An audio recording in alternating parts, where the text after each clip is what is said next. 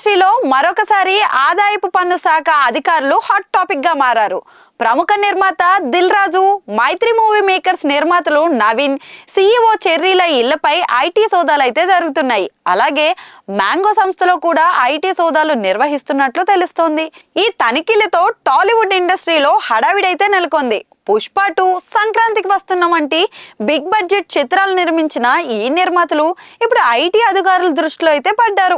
దిల్ రాజు నిర్మాణ సంస్థ నుంచి ఇటీవల విడుదలైన సంక్రాంతికి వస్తున్న చిత్రం భారీ హిట్ గా అయితే నిలిచింది. ఈ చిత్రంకు 200 కోట్లకు పైగా కలెక్షన్లు సాధించగా దిల్ రాజు నిర్మాణ సంస్థ భారీ స్థాయిలో అయితే విస్తరించింది. మరోవైపు గేమ్ చేంజర్ డిజాస్టర్ టాక్ అందుకున్న విషయం కూడా మనకు తెలుసు.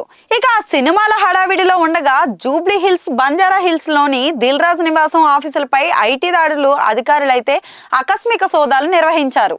ఇక ఈ సినిమాల హడావిడిలో ఉండగా జూబ్లీ హిల్స్, బంజారా హిల్స్ లోని దిల్ రాజు నివాసం ఆఫీసులపై ఐటీ అధికారులు ఆకస్మిక సోదాలు అయితే నిర్వహించారు. దిల్ రాజు బంధువులు, కూతురు హన్సితారెడ్డి నివాసాల్లో కూడా ఈ సోదాలు అయితే కొనసాగుతున్నాయి. అలాగే పుష్ప 2 ది రూల్ వంటి పాన్ ఇండియా చిత్రంలో సంచలన విజయాన్ని సాధించిన మైత్రి మూవీ మేకర్స్ ఇప్పుడు ఐటీ అధికారుల దృష్టిలో అయితే నిలిచారు.